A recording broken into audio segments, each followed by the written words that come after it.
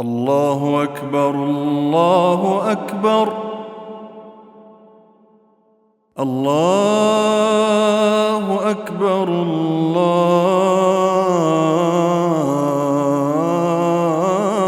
الله أكبر. أيها المؤمنون، اتقوا الله تعالى حق تقاته، وقد أمركم الله تعالى بذلك في كتابه ووصاكم به والأولين. قال الله: يا أيها الذين آمنوا اتقوا الله حق تقاته ولا تموتن إلا وأنتم مسلمون، واعتصموا بحبل الله جميعا ولا تفرقوا، واذكروا نعمة الله عليكم إذ كنتم أعداء فألف بين قلوبكم فأصبحتم بنعمته إخوانا. وقال: يا أيها الذين آمنوا اتقوا الله وقولوا قولا سديدا يصلح لكم أعمالكم ويغفر لكم ذنوبكم، ومن يطع الله ورسوله فقد فاز فوزا عظيما. بل أمر الله تعالى كل الناس بذلك: يا أيها الناس اتقوا ربكم الذي خلقكم من نفس واحدة وخلق منها زوجها وبث منهما رجالا كثيرا ونساء، واتقوا الله الذي تساءلون به والأرحام إن الله كان عليكم رقيبا. هذه وصية الله تعالى للأولين والآخرين، وأدبه التي أدب بها عباده. تقوى الله تعالى من الإيمان به وبرسله وكتبه وبلقائه وبقدره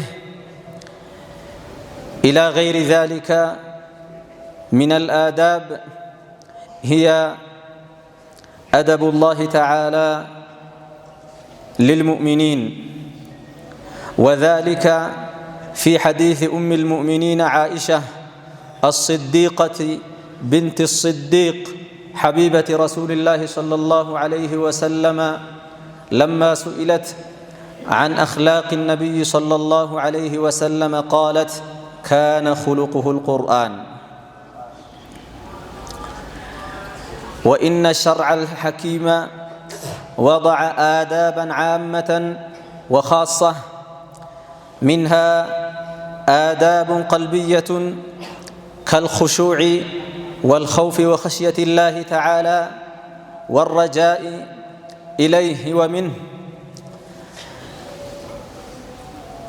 ومنها آداب سلوكية، منها ما أمر الله سبحانه وتعالى بالاتصاف بها والقيام بها والعمل بها، ومنها ما نهى الله سبحانه وتعالى عن أن يتصف بها المؤمن أو أن يسلكها أو أن يعمل بها أو يقولها. وهذه الآداب كلها مطلوبة من الناس جميعا،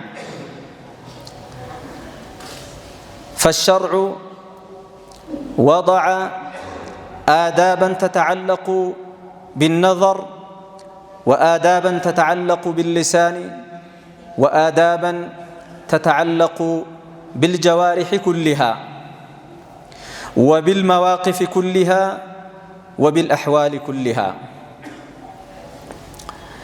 ذلك أنه ليس في حياة الإنسان مقام لم يكن للشرع فيه قول ولم يكن للشارع فيه إرشاد. ذلك أن النبي صلى الله عليه وسلم قال: تركتكم على محجة بيضاء ليلها كنهارها لا يزيغ عنها إلا هالك. فقد ترك النبي صلى الله عليه وسلم أمته بعد أن أكمل الله سبحانه وتعالى لها الدين وقد أبلغها، وعمل بالشرع كما ينبغي وتعبد الله سبحانه وتعالى وتأدب بشرعه كما أحب الله تعالى وقال خذوا عني مناسككم وقال عليكم بسنتي وسنة الخلفاء الراشدين المهديين من بعدي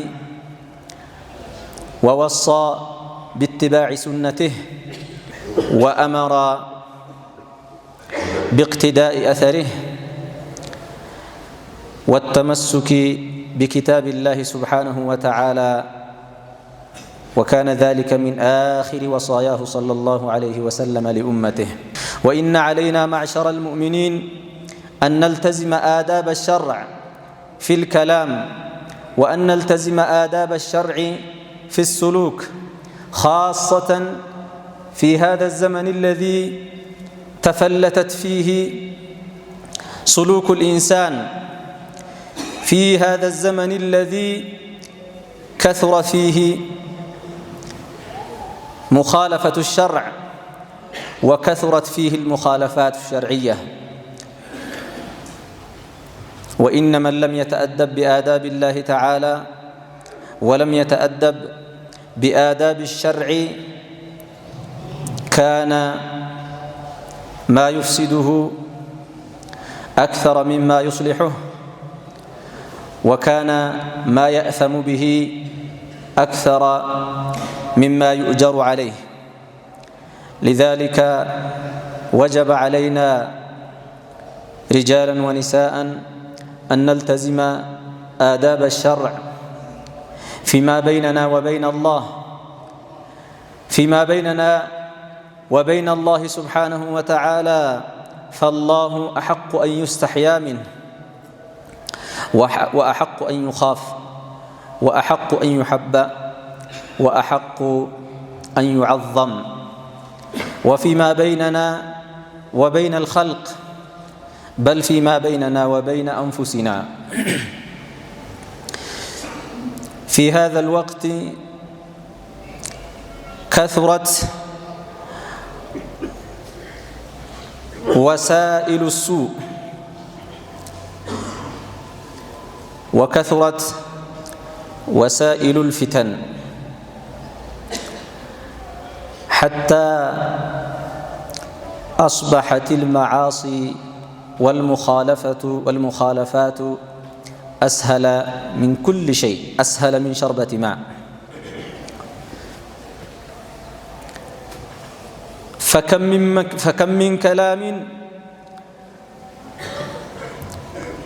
لا يجوز أن يقال يقوله الناس،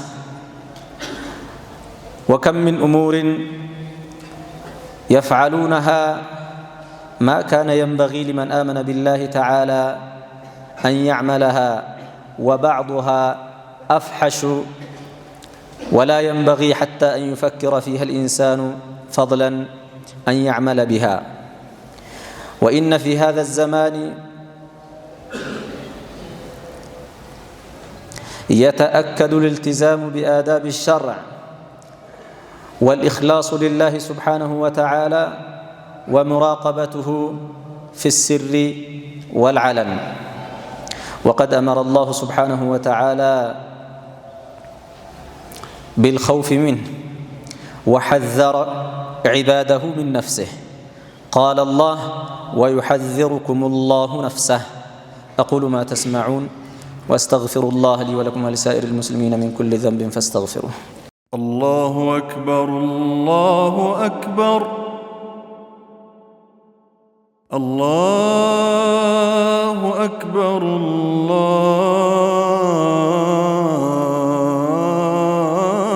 الله أكبر. اتقوا الله تعالى عباد الله، واتقوا يوما ترجعون فيه إلى الله ثم توفى كل نفس ما كسبت وهم لا يظلمون. وراقبوا الله تعالى في شرعه، راقبوه في أنفسكم وراقبوه في الحقوق، واحذروا من الله وقد حذركم الله. አላህ ስብሓንሁ ወተዓላን ልንፈራ ይገባል። አላህ ባሮቼ ሆይ እኔን ፍሩኝ ይላል። አላህን ጌታችሁን ፍሩ ይላል። አላህን እንፍራ። አላህ ስብሓንሁ ወተዓላ ብዙ አዳቦችን አስቀምጧል። እነዛን አዳቦችን ቀጥ አድርገን መያዝ እና መተግበር ይኖርብናል። በዛ ነው ነጃ የምንወጣው። እሱም አላህ ስብሓንሁ ወተዓላ ያወረደውን ክታብ ቁርአኑን ቀጥ አድርጎ በመያዝና በቁርአኑ ትእዛዛት ቀጥ ብሎ በመቆም የነቢዩን ሰለዋቱላሂ ወሰላሙሁ ዐለይሂ መንገድን ቀጥ አድርጎ በመከተልና እሳቸውን በመምሰል። ታዲያ አላህ አዳቦቹን ሲያስቀምጥ የልብ አዳቦች አሉ፣ የቀልብ አዳቦች፣ እንዲሁም የምላስ አዳቦች አሉ፣ የእጅም የእግርም የጆሮም አዳቦች አሉ፣ የሁሉም ሰውነት አዳቦች አሉ። እንዲሁም አዳቦች መተግበር ያለባቸው ነገሮችና መተው ያለባቸው ነገሮች ሆነውም ለሁለት ተከፍለው የተቀመጡ ናቸው። ከቀልብ አዳቦች ትልቁና የመጀመሪያው በትክክል በአላህ ማመን ነው፣ ሙኽሊስ መሆን ነው። እንዲሁም የምንሰራውን ነገር ሁላ ለአላህ ብለን መስራት፣ ለአላህ ብለን ማድረግ። ማንኛውም እኛን ሊያንቀሳቅሰን የሚገባ ነገር ሊያግደንም የሚገባ ነገር ዋናው ማሽኑ ዋናው ሞተሩ አላህ ስብሓንሁ ወተዓላን መፍራት፣ ለአላህ ብሎ ከአላህ ለማገኘት ከአላህ ለማምለጥ መሆን አለበት ማለት ነው። ታዲያ ኸሽየቱላሂ ተዓላ ከአላህ መከጀል፣ በአላህ ላይ መንጠልጠል፣ ከአላህ ብቻ መጠበቅ፣ ከአላህ ውጪ ሌላን አካል አለመከጀልና አለመፍራት። ሰውየው በልቡ የሸሪዓውን አዳብ ጠብቋል የሚባለው ከአላህ ውጪ የሚፈራም ከአላህ ውጪም የሚከጀልም አካል ከሌለበት ነው። ከዛ በሱሉክ ደረጃ ደግሞ በተግባር ደረጃ በምላስ አትናገሩ ተብለን የተከለከልነውን ነገር መከልከል፣ በሉ ብለን የታዘዝነውን ነገር መናገር፣ አንድ ነገር ደግሞ ይጠቅማል አይጠቅምም፣ ኸይር ነው ወይስ አይደለም ብለን ከተጠራጠርን መተው። ያው ስንጠቀልለው ሁለት ይሆናል፣ መተውና መተግበር ነው የሚሆነውና እነዚህ ናቸው። ምላስ የፈለገውን ነገር ከተናገረ አዳቦችን አልጠበቀም ማለት ነው። ምክንያቱም ሰው ልጅ ሸህዋውን እንዳያስተናግድ እንደፈለገ እንዳያስተናግድ የሚፈልገውን ነገር ሁላ ስሜቱን እንዳይታዘዝ ነው የታዘዘው። ስሜትህን አትታዘዝ ተብሎ ተከልክሏል። መናገር አንዱ ሸህዋ ነው፣ አንዱ ስሜት ነው። አታዩም? እዚህ ሚንበር ላይ ወጥተን ኹጥባ ስናደርግ ይሄው ስናወራ 30 ደቂቃና እዛ ቀድር ይደርሳል። ለምሳሌ ይሄ ትንሽ ቢሆንም አያችሁ አይደለ? 10 ደቂቃ እኮ ሊበቃ በሚችል ነገር ማለት ነው። መናገር ስሜት ነው። አሁን ባለንበት ደግሞ የመናገር ስሜት እስከ መጨረሻ ፍላጎቱ ተከፍቶ ለመናገር ይሄው ሁሉም ሰው ስፒከር የገጠመበት ዘመን ላይ ነው ያለ። ስለዛ ጥንቃቄ ልናደርግ ይገባል። አዳቦችን ልንጠብቅ ይገባል። ሰው በቃ ከመስኡልያ ወጥቶ ምንም ኃላፊነት የሌለበት ነው የሚመስለው አሁን ባለንበት ዘመን። አንተ እኮ ሙእሚን ነህ፣ የመጣልህን ነገር መናገር የለብህም። ሐታ የምትናገረው ነገር ሐቅ እንኳ ቢሆን ቦታው እና ጊዜው እና አንተ ያለህበት ሁኔታ ይወስነዋል። አንተ መናገር ላይኖርብህ ይችላል። ይህን የመናገር ኃላፊነት ያለው መብት ያለውና ስልጣን ያለው ሌላ አካል ሊሆን ይችላል። ሰው የመናገር ፍላጎቱ ከልክ አልፎ ማንም ሰው የሸርዑን እንኳ አህካሞችን ዑለማው ለመናገር የሚፈራውን ነገር እንኳ እንደ ልቡ ሰው የሚዘባርቅበት ሁኔታ ነው ያለው። ይሄ ከባድ ነው። አደብ እየተጣሰ ያለው ከአላህ ጋር ሲሆን አደጋው በጣም ከባድ ነው። ለራሱ ነው የሚተርፈው ሰውየው፣ ማንንም አይጎዳም፣ ራሱን ነው የሚጎዳው። ነቢ ሰለዋቱላሂ ወሰላሙሁ ዐለይሂ ምን ብለዋል? አንድ ሰው መን የضመን ሊ ማ በይነ ለሕየይህ ወሪጅለይህ፣ ሰሒህ ሐዲስ ነው።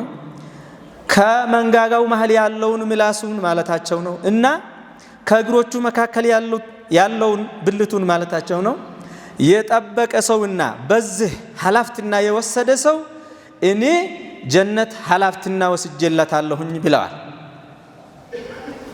ይሄው አንድ ሰው ምላሱን ከጠበቀ ከባድ ነውና ነው ምላስን መጠበቅ። ምክንያቱም ኃይለኛ ሸህዋ ነው። ከመብላት ከመጠጣት ከመልበስ ከምንም በላይ ከባድ ስሜት ነው የመናገር ፍላጎት። ስለዛ መን የضመን ሊ ማ በይነ ለሕየይህ ወሪጅለይህ ምላሱን ሸርዑን ላይጥስ አዳብ ጠብቆ ልናገር ኃላፊነት የወሰደልኝ ሰው ምላሱን ለመጠበቅ ይሄን እኔ ጀነት ኃላፊነት ወስጄለታለሁኝ አሉ ነቢ ሰለዋቱላሂ ወሰላሙ ዐለይሂ። እንዲሁም ደግሞ ዝሙት ላይሰራ ከዝሙት ራሱን ሊያርቅ በዚህ ራሱን ኃላፊነት የወሰደ ሰው ጀነት ቃል ተገብቶላታል። ታዲያ በአንድ ሐዲስ ነቢ ሰለዋቱላሂ ወሰላሙሁ ዐለይሂ ተጠየቁ عن أكثر ما يدخل الناس النار በብዛት ሰዎች ጀሃነም የሚገቡበት ነገር ምንድን ነው? ትልቁ የእሳት መግቢያ መንገድ ተብለው ሲጠየቁ ምላስ ነው ብለዋል። ምላስና ብልት ነው ብለዋል። ከባድ ነው ማለት ነው ነገሩ። ስለዛ አዳብ እንጠብቅ። በተለይ በሚዲያ እየተወጣ ማንም ሰው በእጁ የያዘው ሞባይል የግድ ካልተናገርክበት ትቀጣበታለህ አልተባልክም። ከተናገርክም ደግሞ እንዳው ኸይርን ነገር መናገር ወይም ደግሞ የምንናገረው ነገር አሁን ደግሞ በጣም በሚዲያው ዘመን ከልክ በላይ ነው የሚሄደው። ባንተ አካባቢ ብቻ ታጥሮ አይደለም የሚቀመጠው። በቃ መንገዱ ተከፍቷል፣ ረጅም ይሄዳል፣ ብዙም ይቆያል። ወንጀል አላህ ዘንድ የሚያስጠይቅ ነገር ሰውየው በግልጽ መስራት የለበትም፣ በግልጽ መናገር የለበትም። ብሳሳቱ እንኳ አፍሮ ተደብቆ በዛው ተውበት ነው ማድረግ ያለበት። ሰው በቃ ማውራት አልበቃው ብሎ ያጠፋውን ጥፋት ሁላ ሚዲያ ላይ ወጥቶ እስከ መናገር ደረጃ እየተደረሰ ያለበት ተጨባጭ አለ እየተባለ ነውር የሆነ ነገር ህዝብ ፊት አይወራም። ነውር የሆነ ነገር እንደ ጀብድ እየተሳቀ አይወራም። ሰው አይቡን ይሸፍናል እንጂ ራሱን አጋልጦ አደባባይ ላይ ያወጣል እንዴ? ወንጀልን አደባባይ ላይ ወጥቶ ወይም ጥፋትን መናገር ያንን ወንጀል አደባባይ ላይ ወጥቶ ህዝብ እያየ ከመስራት አይተናነስም። ነቢያችን ሰለዋቱላሂ ወሰላሙሁ ዐለይሂ ምን አሉ? ኩሉ ኡመቲ ሙዓፈን፣ የኔ ኡመት አላህ ዐውፍ ብለዋቸዋል፣ ነጃ ይወጣሉ፣ ይከጀልላቸዋል አሉ። ኢለል ሙጃሂሩን፣ በጋሃድ በአደባባይ አበጀሁ ብሎ ምንም ሳይሰማቸው ወንጀል የሚሰሩ ሰዎች ሲቀሩ፣ ሙጃሂር ማለት በግልጽ ወንጀል የሚሰራ ማለት። የማይሸማቀቅ ጥፋት ማጥፋቱ ሸሪዓውን መኻለፉ ምንም የማይመስለው ይሄ ምህረት የለውም ማለት ነው። አይከጀልለትም። ይሄ ለጥፋት ነው እንጂ የቀረበው ለመዳን አልቀረብም፣ ርቋል።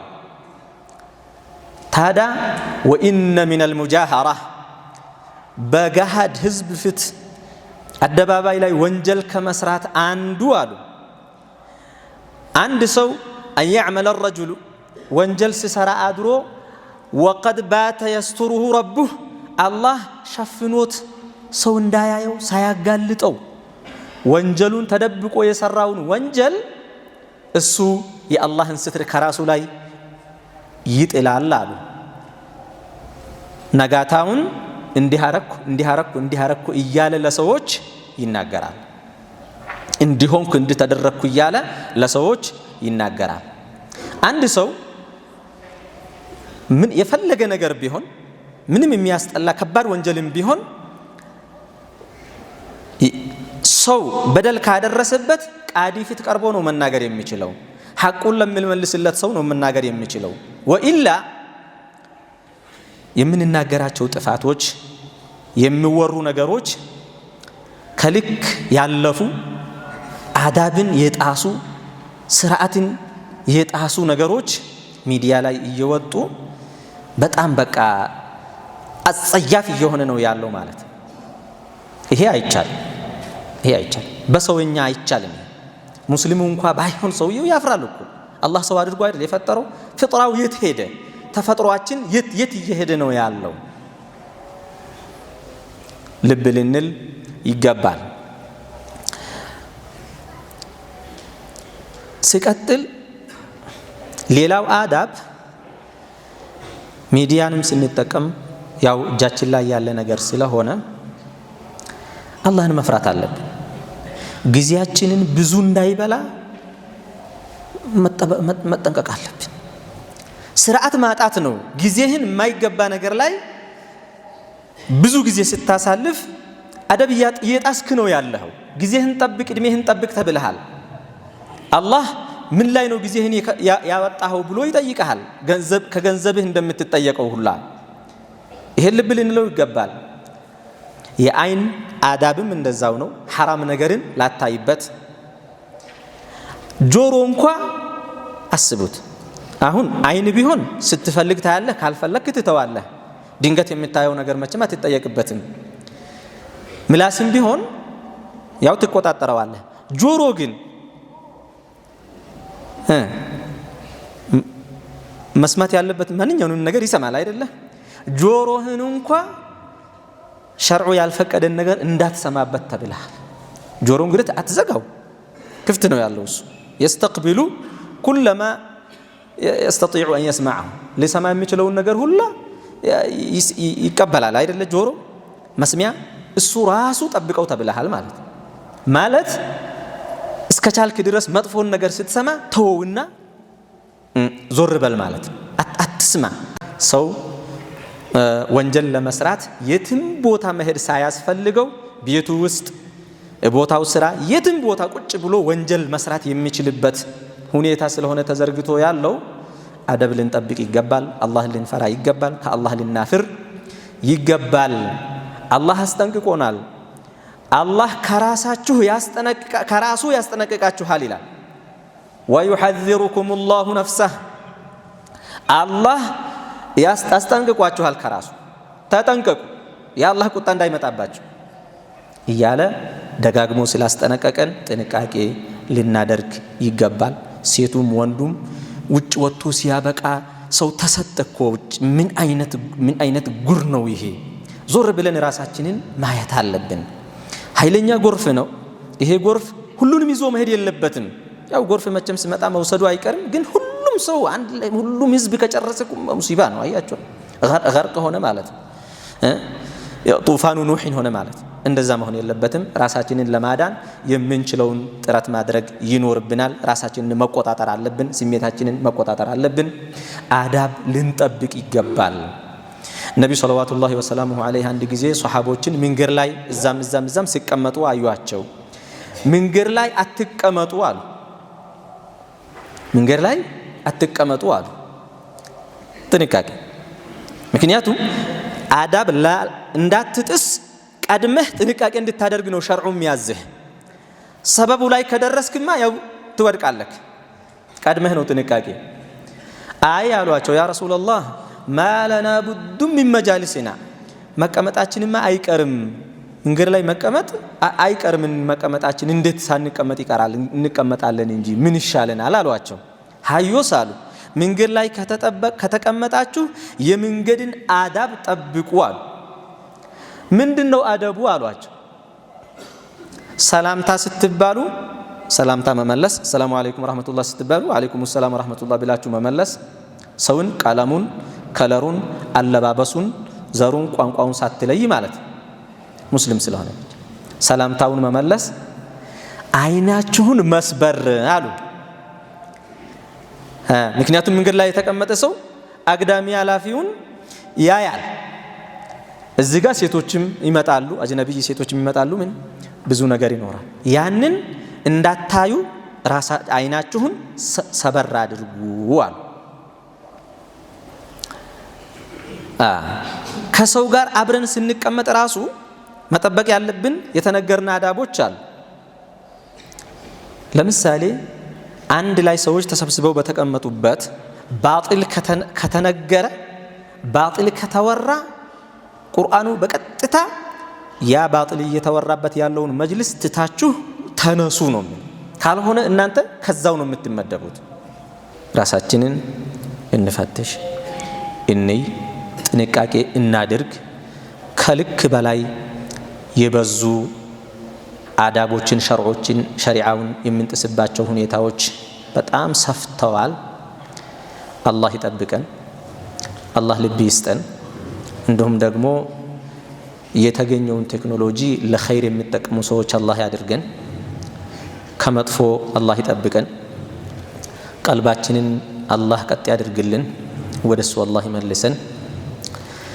ያው ስሜታቸውን ከሚያሸንፉ ሰዎች አላህ ያድርገን። የኔ ካላቸው ባሮቹ አላህ ያድርገን። ከጀሃነም ሰዎች ስራም ሆነ ከጀሃነም ሰዎች ባህሪ አላህ ያጥራን። ጀነት የሚያደርሱና የአላህን ውዴታ የሚያስገኙ ባህሪያቶችን አላህ ያላብሰን። እንዲሁም ስሜቶቻችንን ለሸርዑ የገሩ አላህ ያድርግልን። አላህ ሱብሓነሁ ወተዓላ አይናችንንም ልባችንንም መስሚያችንንም ሁሉ ነገራችን እግር እጃችንን ምላሳችንን አደብ አላህ ይስጠን። ከጠፉ ሰዎች ጋር ከመጥፋት አላህ ይጠብቀን። አላህ ሱብሓነሁ ወተዓላ የዱንያውንም የአኺራውንም ኸይር ይጻፍልን። هذا صلوا وسلموا على من أمرتم بالصلاة والسلام عليه إن الله وملائكته يصلون على النبي يا أيها الذين آمنوا صلوا عليه وسلموا تسليما اللهم صل وسلم وبارك على محمد وعلى آل محمد وأزواجه وذرياته كما صليت وباركت على آل إبراهيم في العالمين إنك حميد مجيد وارض اللهم عن أبي بكر وعمر وعثمان وعلي وعن الصحابة أجمعين وعنا معهم برحمتك يا أرحم الراحمين اللهم أعز الإسلام والمسلمين اللهم انصر الإسلام والمسلمين اللهم انصرنا وانصر ديننا يا رب العالمين اللهم اغفر للمسلمين والمسلمات والمؤمنين والمؤمنات الأحياء منهم والأموات إنك سميع قريب مجيب الدعوات يا رب العالمين اللهم آمنا في أوطاننا ودورنا برحمتك يا أرحم الراحمين وول علينا خيارنا اللهم أصلح لنا شؤوننا كلها ولا تكلنا إلى أنفسنا طرفة عين يا رب العالمين اللهم ألف بين قلوبنا وأصلح ذات بيننا واجمع كلمتنا على الحق يا رب العالمين اللهم اجعلنا هداة مهتدين لا خزايا ولا ضالين اللهم إنا نسألك الهدى والتقى والعفاف والغنى برحمتك يا أرحم الراحمين اللهم اجعل هذا البلد آمنا رخاء سخاء مطمئنا وسائر بلاد المسلمين يا رب العالمين ربنا آتنا في الدنيا حسنة وفي الآخرة حسنة وقنا عذاب النار يشرع آدابوج إن تبك سبحان ربك رب العزة عما يصفون وسلام على المرسلين والحمد لله رب العالمين الله أكبر الله أكبر الله أكبر الله